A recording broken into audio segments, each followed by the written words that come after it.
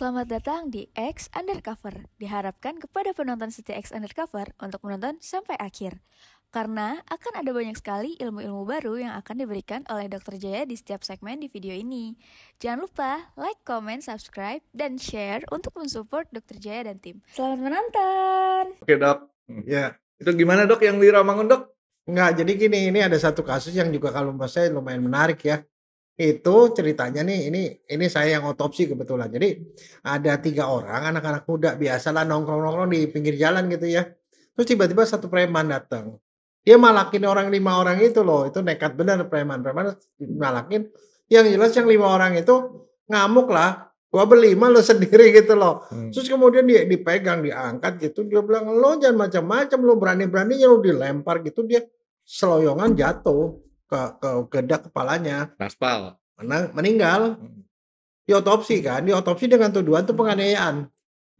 Penganiayaan atau pembunuhan lah. Diotopsi. Saya yang otopsi. Nah pada waktu itu semua orang udah tahu bahwa terjadi pertengkaran. Orang ini diambil, dilempar, terjatuh, berdok, terus meninggal. Kan secara fakta semua orang akan ngomong, wah matinya tuh karena didorong gitu ya. Karena itu jadi itu kan kasusnya bisa pembunuhan ya. Atau paling kurang penganiayaan lah yang menyebabkan mati. Nah akhirnya diotopsi. Nah pada waktu itu otopsi itu aneh Frankie. Diperiksa kan kepalanya dibuka. Di kepalanya ternyata ada benjolan doang. Di bawah kulitnya ada perdarahan, ada darah. Tulangnya normal. Otaknya nggak ada apa-apa. Kan karena namanya otopsi kan semua harus dibuka kan. Dibuka dadanya dibuka dada, dibuka perut. Nah waktu dilihat yang lain nggak ada kelainan kecuali di parunya Frankie. Parunya apa? Parunya isinya banyak bolong-bolong. Terus ada banyak kiju-kiju. Udah gitu banyak nanah di mana-mana. Itu seluruh parunya. Hancur-hancuran. Itu kalau dalam bahasa medis tuh namanya destroyed lung. Paru yang hancur-hancuran gitu loh. Nah, biasanya kalau orang yang destroyed lung kita udah tahu. Itu ada bolong-bolong gitu ya. Itu ada seperti kayak keju. Kejunya tuh meluruk gitu loh. Nah, itu perkijuan itu adalah TBC. Nah, untuk memastikan saya periksa ternyata memang betul TBC yang udah kronis sudah lama sekali. Jadi saking parahnya gitu, orang itu pasti akan kekurangan oksigen lah setiap saat karena oksigen nggak bisa masuk kan terhalang sama itu. Jadi, nah TBC-nya itu sendiri tidak serta-merta bikin mati karena terbukti kan ini udah kronis, sudah bertahun-tahun. Kepalanya juga nggak bikin mati. Terus ya gimana? Nah, justru karena adanya dia dilawan sama orang itu, kemudian dia memerlukan dia ya pasti napasnya terengah-engah kan ya gitu. Dia perlu oksigen banyak, oksigen dia bisa dipenuhi itu yang bikin mati. Jadi TBC parunya tidak mematikan seketika itu, tapi kepalanya juga nggak mematikan. Tapi kalau terjadi trauma kepala pada orang yang sakit paru seperti itu dia mati. Jadi jadilah saya bikin kesimpulannya. Pada orang ini ditemukan ada kekerasan tumpul pada kepala yang menyebabkan perdarahan yang terjadi pada orang yang mengalami TBC paru kronis. Jadi gara-gara itu saya dipanggil ke pengadilan karena hakimnya bilang begini, dok, yang setahu saya sih kalau ada orang serangan dia tuh punya penyakit jantung ditakut-takutin terus dia meninggal ya masih mungkin jadi ada kesengajaan gitu. Tapi kalau TBC paru tidak pernah apa yang dokter bisa ngomong. Saya bilang begini, orang ini kalau nggak diapa-apain nih si orang TBC paru ini dia kan nggak kenapa-napa Pak. Dia normal-normal aja mungkin sesak napas, kurang oksigen tapi dia masih bisa hidup. Nah kekerasan kepala itu kalau terjadi pada orang normal juga tidak akan bikin mati karena cuma di luar doang. Tapi orang yang dalam kondisi seperti itu barangkali dia kaget dilawan oleh 5 orang, dia kemudian dia nafsu, emosi, dia ternganga, perlu oksigen lebih banyak nggak bisa disuplai. Jadi kesalahan ini adalah yang pemicunya adalah trauma ke kepalanya, tapi terjadi pada orang yang memang sakit. Jadi maksudnya dokter apa? Ya itu dua-duanya berkontribusi sayanya. Akhirnya ya dihukum hukumannya diperingan. Karena terjadi pada orang yang seperti itu. Dan saya bilang, pada orang normal kekerasan tumpul seperti itu tidak akan menyebabkan kematian itu loh. Nah poin ini dia sendiri nggak bisa bikin mati, tapi tetap aja gara-gara itu kan mati gitu loh. Nah itulah gunanya otopsi. Jadi otopsi itu bisa memastikan sebab matinya apa. Kalau ada yang bisa meringankan itu juga ada, tapi kalau yang memperberat juga bisa ada gitu loh. Jadi, nah itulah supaya kita bisa menghukum orang dengan setepat-tepatnya. Nah mungkin ada satu lagi Frankie yang saya mau cerita bahwa itu mengubah cerita skenario. Jadi pada waktu itu mungkin Frankie tahu ya, menjelang tahun 98 itu kan banyak demo-demo di mana-mana. Nah Nah, ada satu kejadian, orang demo di mana-mana, nah waktu itu hari Jumat. Setelah Jumat kan habis demo selesai dulu dong, karena mau sembahyang Jumat kan. Iya. Nah, pada sembahyang Jumat, nah itu terjadi di Universitas Pakuan Bogor. Oke. Di Universitas Pakuan ada orang pada sembahyang di masjid. Salah seorang perwira polisi sembahyang di masjid. Setelah sembahyang dia jalan, terus tiba-tiba dia jatuh mukanya terjerembab. Mukanya terjerembab nih, Mhm. mati, meninggal. Dia kan diotopsi, otopsinya di Rumah Sakit PMI Bogor, Ya. Palang Merah Bogor. Yang otopsi teman saya. Nah, karena kita nih orang FKUI itu otopsi di situ, di Rumah Sakit PMI Bogor. Dia datang situ diotopsi, waktu diotopsi, karena itu ribut. Akibat itu, waktu itu berita yang beredar di media massa apa? Bahwa si perwira polisi itu sembahyang kemudian dianiaya sama mahasiswa. Mhm. Terbukti pada waktu otopsi ada luka di sini di depan nih, luka lecet. Mhm. Itu skenario seperti itu. Ditangkaplah 6 orang mahasiswa. 6 orang mahasiswa lo ditangkap. Iya. Nah, tahu Karena deh berita itu. dalam akibat itu. Nah, datang sebelum kita otopsi, pada waktu itu sebelum diotopsi, datanglah orang-orang dari universitas itu. Mahasiswa kami 6 ditangkap dan di dalam itu katanya habislah sebagai orang yang aniaya polisi.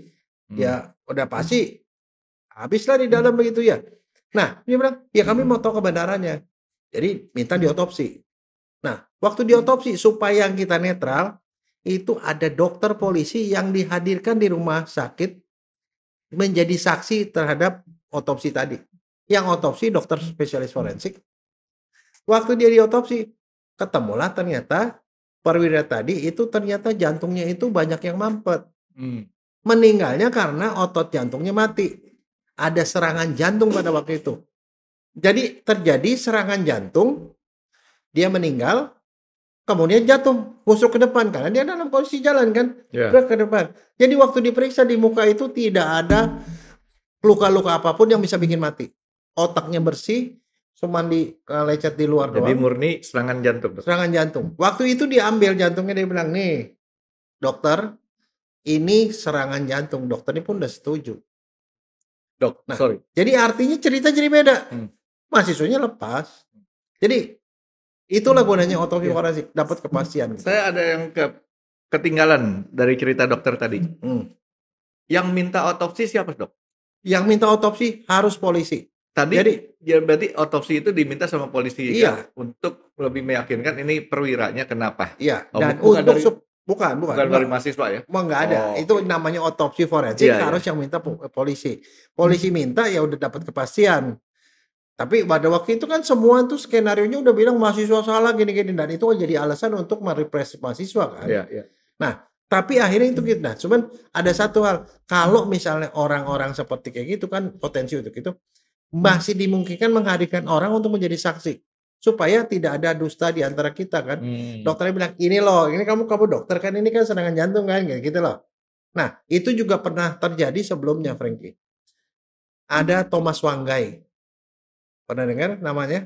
Enggak, belum. Itu Presiden Papua Merdeka. Oh, iya, Dia iya, meninggal waktu di dalam tahanan. iya. Dia Iya. dia di dalam tahanan, jadi whatever lah sakitnya Iya. apa, tapi meninggal di dalam tahanan. Sekarang orang pikirnya apa? Dia ini pemberontak, mati dalam tahanan, pasti disalahkan, oh jangan-jangan digebukin sama polisi Iya. atau digebukin sama sipir gitu loh. Kan itu kan. Tapi kan kita harus dapat kebenaran. Dokter forensik itu tidak punya kepentingan. Jadi waktu dia mau diotopsi, datang orang-orang dari LSM, dari PBB, dari apa kayak gitu-gitulah, orang-orang yang punya otoritas gitu, dan mereka juga ada orang-orang yang pro sana yang bilang, "Kami mau tahu kebenarannya."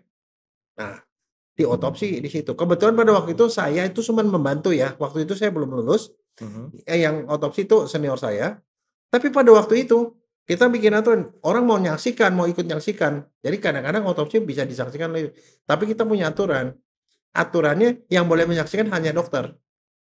Karena kalau nggak dokter juga dia juga nggak ngerti apa-apa, nanti dicerita macam-macam lagi kan. Iya.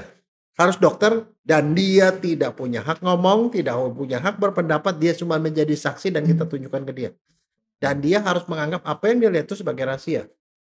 Yang hanya boleh dilaporkan ke atasannya. Udah gitu doang. Nah, pada waktu itu dilakukan dengan seperti itu, dengan saksi dari orang ya barangkali dari LSM atau apa whatever lah, tapi dia harus dokter dengan persetujuan. Nah, dia juga itu dihadirkan oleh orang yang dari pihak kepolisian dan segala macam gitu loh. Jadi ya menjadi saksi. Tapi itulah saya cuma bisa bilang satu hal bahwa yang namanya dokter forensik itu selalu harus imparsial. Dia tidak boleh memihak apapun, cuman apa faktanya. Tapi boleh disaksikan, boleh. Asal dia dokter. Karena prinsipnya yang dilihat ini semua adalah rahasia kedokteran. Yang hanya kita laporkan pada yang minta. Jadi kalau polisi yang minta kan otopsi, ya kita kasih laporan ke polisi. Yang lain mau minta silakan ke polisi, bukan ke kita gitu. Pernah nggak dok ada non dokter minta jadi ikut Oh masuk? ada Frankie. Kan tahu kan kadang-kadang orang curiga. Sebenarnya isu di luar kan banyak. Kenapa orang nggak mau otopsi? Nanti otopsi organnya diambil segala macam. Saya yang kayak begitu-begitu, ya saya tantang aja. Pernah. Bapak nggak gini? Ya oke. Kalau Bapak udah mau tahu, ya Bapak silakan masuk. Tapi kalau kenapa-napa jangan salahin saya. Jadi waktu dibuka, dia bilang, Pak ini paru Pak. Habis dipotong-potong ini saya balikin. Dok, ini digelepak dia jatuh di situ. Pingsan. Loh jangankan gitu. Coba saya mau tanya Frankie, kalau kamu diajak ke kamar otopsi, kamu berani nggak? Saya Kalau sih lihat berani, lihat tapi darah, tetap nggak sanggup gitu ya. Itu jadi kalau kita berani. Tapi yang kayak tadi dok, begitu dokter bilang ini itu siapin aja tuh oksigen dok. dan itu kan ngerepotin gitu loh, Iya, bukan iya. apa. Makanya karena kalau dokter oke lah di dalam, tapi dokter kan kenapa? Dokter itu ada sumpahnya. Dia itu harus menjaga rahasia kan. Jadi dia terikat sumpah walaupun tanpa kita suruh dia bersumpah, dia terikat pada sumpah dokter gitu. Ya, jadi harus orang yang biasa ya dok ya. Iya. Minimum seperti itu ya. Dan dokter-dokter kan udah biasa Dan ngeliatin. satu, dia nggak punya hak untuk berpendapat. Jadi kalau kita lagi otopsi terus tiba-tiba dia ngomong, wah kalau menurut saya begini, ya kamu udah enggak diam yang otopsi saya punya wewenang gitu loh. Iya. Gitu. Gitu. Terus dok, kalau dalam dunia itu kan dunia yang artinya keadaannya masyarakat umum atau terlibat kriminal, dokter sebagai dokter forensik pernah nggak dikriminalisasi? Waduh, bukan pernah. Kan urusannya sama kriminal melulu. Nah, gini, bukan gitu juga. Sekarang ngebayang ya, kalau ada satu tindak kriminal, pasti ada pelaku kan. Iya, Ada orang yang berkepentingan bahwa dia salah, atau berkepentingan bahwa dia tidak salah, iya. whatever. Tapi, dan apapun yang kita ngomong, itu pasti ada orang yang komplain sama kita. Dan satu, orang yang habis kematian ke anggota keluarganya, udah pasti sensi sekali, Frankie. Betul. Jadi nggak gampang. Nah, cuman begini, kan kita semua tuh, kita melakukan kerja kita, dokter forensik itu dibatasi oleh namanya hukum, KUHAP. Jangankan gitu, kalau kita misalnya contoh deh, yang gampang lah. Saya melakukan otopsi pada jenazah, terus kemudian saya dipanggil ke pengadilan. Saya tidak datang. Itu ada hukumannya loh, pasal 522. Bisa kena denda, karena itu dianggap tidak dipanggil ke pengadilan, kita nggak mau datang. Jadi jangankan itu baru cuma datang ya. Kalau otopsi juga sama, Frankie. Saya nih, polisi minta otopsi. Terus ada yang ngamuk, kemudian jenazah dibawa pulang sama keluarganya. Pernah dok? Wah, sering. Nah, kalau kayak begitu, saya yang jadi tanggung jawab, Frankie. Saya diminta otopsi sama polisi, itu kewajiban hukum ya. Diminta otopsi, saya kewajiban hukum melakukan otopsi. Saya tidak bisa otopsi. Saya tidak melakukan otopsi. Atau saya nggak mau otopsi lah. Enggak lah, saya nggak mau kerja. Itu saya bisa kena 9 bulan penjara loh, Frankie. 9 bulan. Kalau Iya. tadi dokter bilang kalau kita nggak datang ke pengadilan kena denda. Denda. Bukan sanksi ya? Sanksi pidana. Pasalnya 522. Sanksi pidananya denda. Tapi kalau udah didenda bukan soal duitnya, Frankie. Kredibilitas. Kamu ngurus surat kelakuan baik nggak bakal dapet. Oke. Karena kamu sudah pernah dipidana. Iya. Berdasarkan pasal 522 gitu loh. Terus masa ya itu. Kalau otopsi, kamu disuruh otopsi sama polisi, kamu nggak melakukan otopsi. Itu kena pasal 224. 9 bulan penjara kalau itu kasusnya pidana. Kalau kasus-kasus seperti itu dok, kan dokter ada resiko dok ya terhadap keamanan dokter sendiri. Pada waktu dokter melakukan otopsi terhadap yang dalam tanda kutip berpotensi untuk dokter dianiaya atau dikriminalisasi, dokter dapat pengawalan nggak dok? Tidak. Hah? Tidak.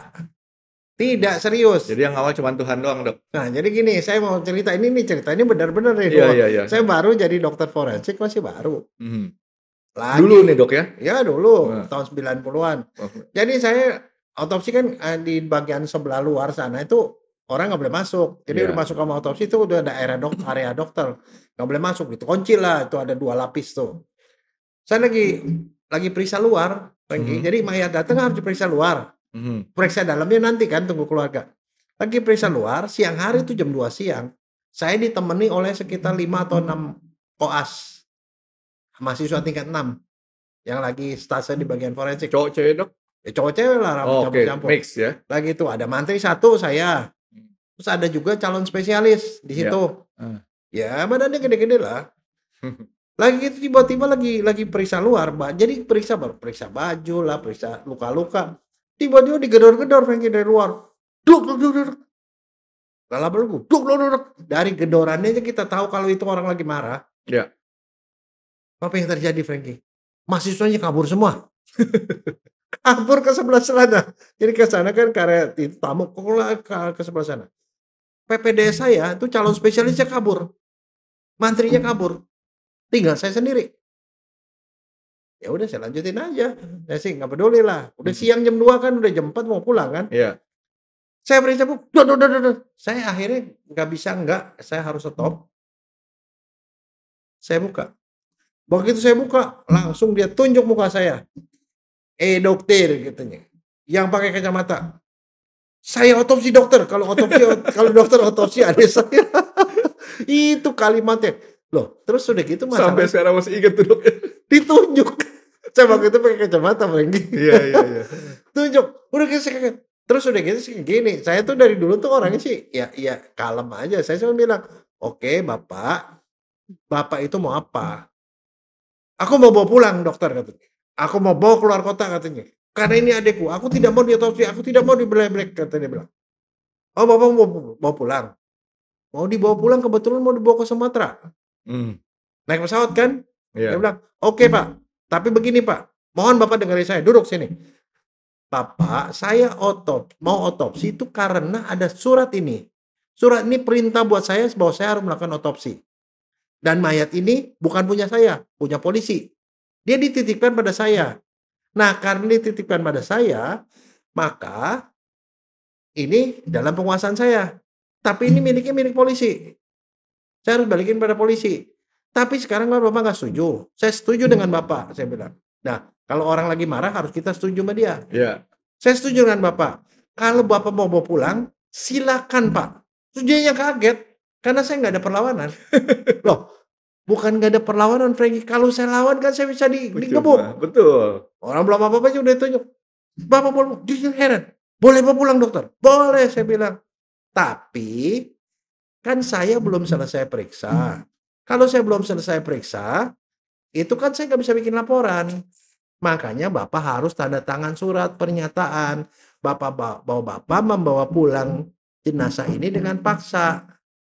Nah, karena Bapak bawa pulang dengan paksa, saya nggak bertanggung jawab." Iya. Udah gitu, tidak ada surat kematian yang saya keluarkan karena saya belum selesai periksa. Saya selesai periksa baru bikin surat kematian kan. Iya. Nah, segala risiko di atas itu saya tidak tahu. Dan nanti kalau Bapak ada urusan asuransi, saya juga nggak mau tanda tangan karena saya belum selesai periksa. "Oke, dokter," katanya. Oke aja lagi? Oke. Ya oke lah. Dia kan emang nggak mau. Iya. Udah, itu jam 2 siang. Nah, jadi ceritanya pada waktu itu, di FKUI, kalau pagi-pagi itu gratis, Franky, otopsi. Pagi-pagi gratis? Ya, sampai jam 2. Sampai jam 2? Di atas jam 2 itu luar jam kerja dia harus bayar. Oh, tunggu. Saya simpulkan dulu. Kenapa gratis? Karena itu jam kerja. Jam kerja. Jadi di atas jam 2 itu bukan jam kerja. Iya. Itu bayar. Kita ini dosen. Oh. Kita bukan orang yang 24 jam di situ digaji buat otopsi. Tidak. Terus, Dok? Ya pulang. Kebetulan malam itu saya yang jaga kan. Jam 6 sore dia balik situ. "Dokter, otopsi dokter," katanya. Saya bilang, "Kenapa Pak?" "Tak bisa ku bawa dokter," katanya. "Di sana minta surat kematian." Nggak ada. Saya udah coba minta ke dokter lain untuk bikinin surat, gak ada yang mau kasih surat. Kira-kira kalau Franky jadi dokter, Ada kasus kayak gitu, berani nggak ngeluarin surat dia bahwa dia udah mati? Ya bertentangan dengan hukum lah, Dok. Ya nggak berani lah, Nggak kita nggak tahu berani. matinya kenapa. Ya, jadi kamu otopsi, ya udah Bapak urusan administrasi harus bayar, Frankie. Nah, Dokter, tadi katanya tidak bayar, kenapa bayar? Oh ini di luar jam kerja, Pak, ini aturan. Terus dia bilang, bagaimana supaya nggak bayar? Tunggu besok pagi. Nah, artinya kenapa saya lakukan itu? Karena kalau saya diperintah sama polisi suruh otopsi, saya tidak otopsi, saya bisa kena pasal 224. Saya bisa dipenjara 9 bulan karena saya tidak melaksanakan perintah polisi. Ya. Tapi kalau dia yang membawa pulang, kesalahan kan bertumbuh pada dia. Saya bilang, saya nggak bisa otopsi karena keluarganya bawa pulang paksa. Ya. Berarti kesalahannya di dia kan? Berarti dia kena pasal 222. Menghalang-halangi otopsi yang 9 bulan itu dia, bukan saya. Saya nggak bisa ditagih apapun. Otopsi, visum kagak ada. Apapun surat kematian nggak ada gitu. Nah, itu caranya saya pada waktu itu melawan. Tapi nggak semua dokter itu bisa dan berani ngadepi orang kayak gitu. Biasanya yang terjadi adalah kabur seperti mahasiswa saya, mahasiswa yang calon spesialis pun kabur. Karena dia yang gitu nggak mau ngadepin. Terima kasih sudah menonton X Undercover. Jangan lupa like, comment, dan subscribe. Dan ditunggu ya video-video kami selanjutnya.